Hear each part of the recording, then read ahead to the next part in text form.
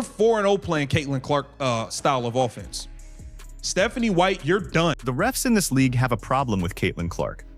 The old guard of coaches who ran this league for a decade had a problem with Caitlin Clark. And for the better part of an entire season, the Indiana Fever ran a slow, grinding, ball-stopping offensive system that suffocated the most gifted passer in women's basketball. And the people responsible for that system sat in the building every single night and watched it happen. But that era is officially dead and buried. Caitlin Clark just put up 21 points and 14 assists, a season high on an off-shooting night. And the Indiana Fever are 4-0.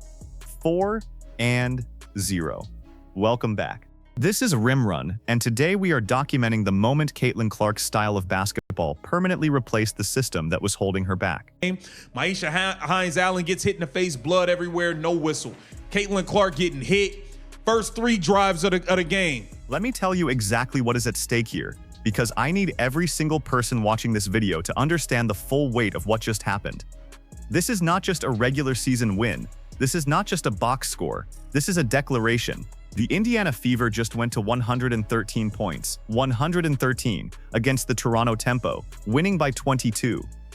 And the way they got there matters more than the scoreboard, because for a long stretch of this franchise's recent history, the conversation around the Fever was about limitations, about a system that didn't maximize its best player, about a coaching philosophy that kept the ball out of Caitlin Clark's hands at the exact moments when her hands were the most dangerous thing in the building. That conversation is now over.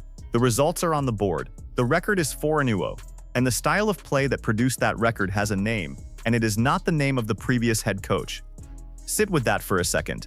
Caitlin Clark has the best vision of any woman and potentially male. Now let's document exactly what Caitlin Clark did in this game, because the numbers alone are an argument.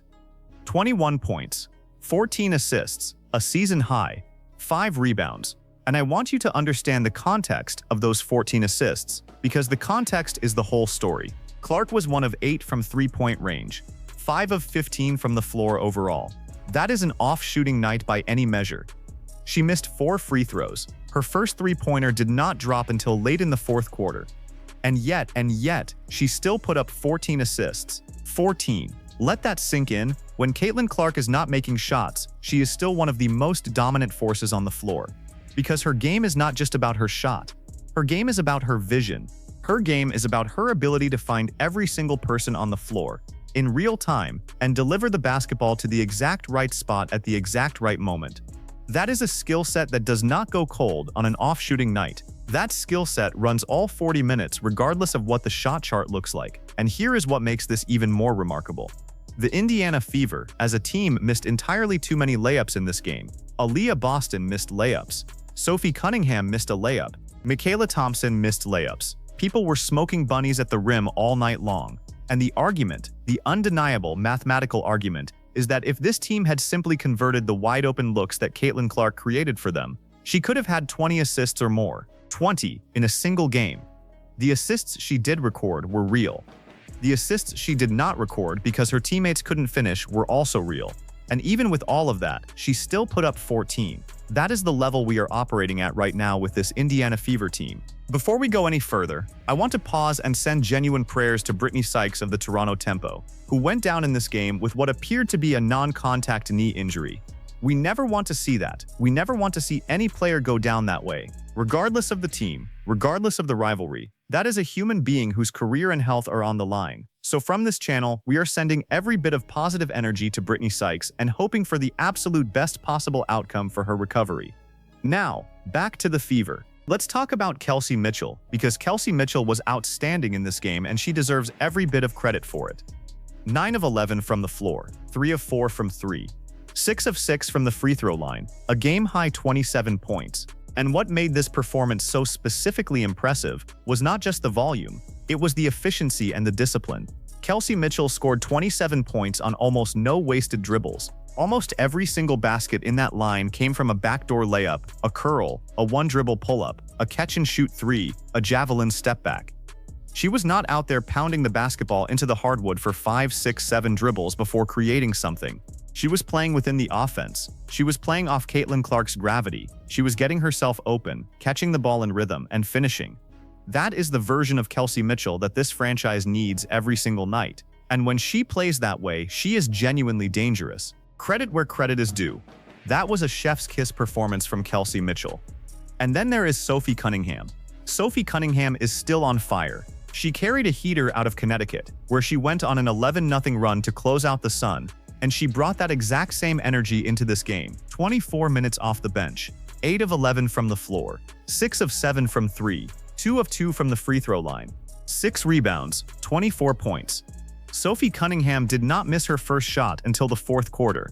The fourth quarter, she was making threes at a rate that was almost offensive to watch if you were on the other side. And the reason this matters so much is that Sophie Cunningham is currently the only reliable bench scoring option this team has.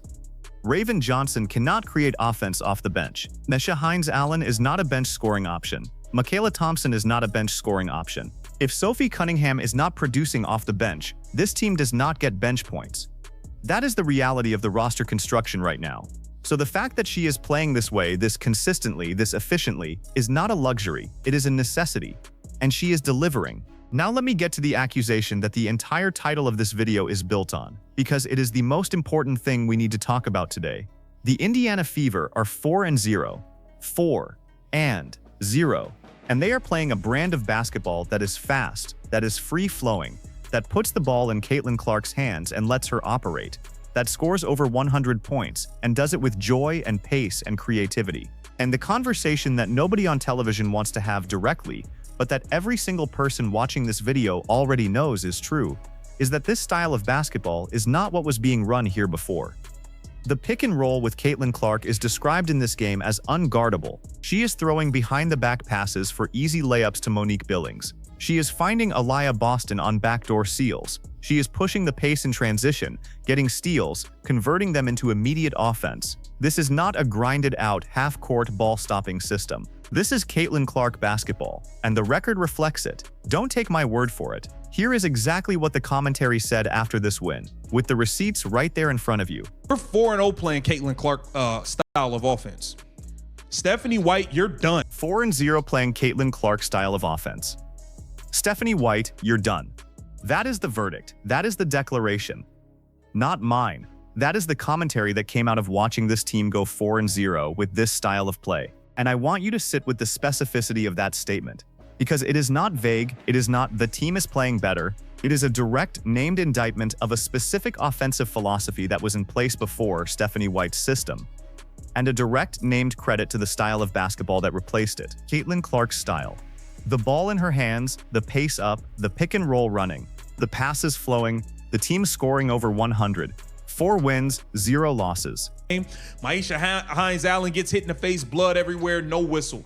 Caitlin Clark getting hit, first 3 drives of the game. Now let's escalate this, because I want to talk about what Stephanie White's offensive system actually cost this franchise. And I want to be precise about it, because precision is what this conversation requires. The argument against the previous system was never that Stephanie White was a bad person or a bad coach in every dimension. The argument was specific. The argument was tactical. The argument was that running a slow, half-court, isolation-heavy offense around a player whose greatest gift is her passing vision is a fundamental misuse of the most important asset on the roster. You do not take the best passer in the league and build an offense that minimizes passing lanes. You do not take a player whose pick-and-roll reads are described as unguardable and then limit the number of pick-and-rolls she runs. You do not take a player who has the vision, and I am going to get to that specific word in a moment, to find cutters, to find corner shooters, to find backdoor layups in real time, and then put her in a system that slows the game down to the point where those reads never develop. That is the tactical failure. And the 4-0 record under the current approach is the receipt.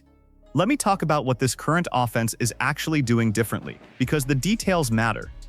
The pick and roll with Caitlin Clark is being described as unguardable. Not difficult to guard, not hard to stop. Unguardable. And the reason it is unguardable is that Caitlin Clark's threat as a shooter forces the defense to go over every screen, which opens the roll man.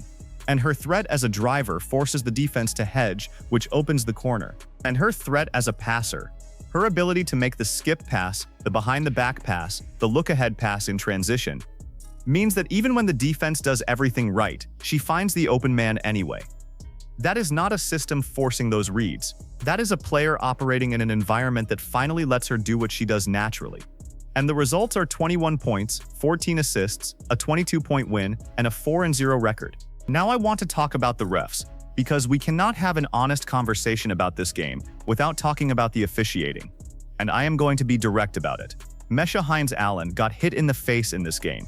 Blood everywhere, no whistle. Let me say that again. Blood everywhere, no whistle. Caitlin Clark was fouled on her first 3 drives of the game. No foul calls, not one. The refs in this game were, to put it as plainly as possible, not doing their jobs. And I want to be clear about something. This is not a one-game complaint. The pattern of Caitlin Clark absorbing contact without getting to the free throw line has been a conversation in this league for a while now. And when the officiating is this inconsistent, when a player is bleeding on the floor and there is no call, when a star player is getting fouled on drive after drive with no whistle, it undermines the integrity of the game. It undermines the product. And it is something that the people who run this league need to address directly, not quietly. Now here is the part that makes this even more layered. Even with the missed free throws, Clark missed 4 free throws in this game, and that cannot happen again. That is a correctable issue. Even with the bad shooting night, even with the refs swallowing their whistles on contact play after contact play, the Fever still won by 22, 113-91. The Toronto Tempo, to be fair, is a team that is decimated by injuries right now. And Marina Mabrey, who did put up 18 points and made a run in the second and third quarter, was not enough to change the outcome. But the point stands. Indiana handled business. Indiana did what they needed to do. And Indiana did it while their best player was having one of her worst shooting nights of the season. And here is the thing about that. Here is the thing that the doubters and the haters and the people who spent all of last season questioning whether Caitlin Clark could be the primary driver of a winning team. Here is the thing that should make every single one of them deeply uncomfortable. The question being asked about elite point guards is not, can she score 30 on a good shooting night? The question is, what does she give you when her shot is not falling? And the answer, the undeniable 4-0, 21-14 answer, is that she gives you everything. She gives you steals.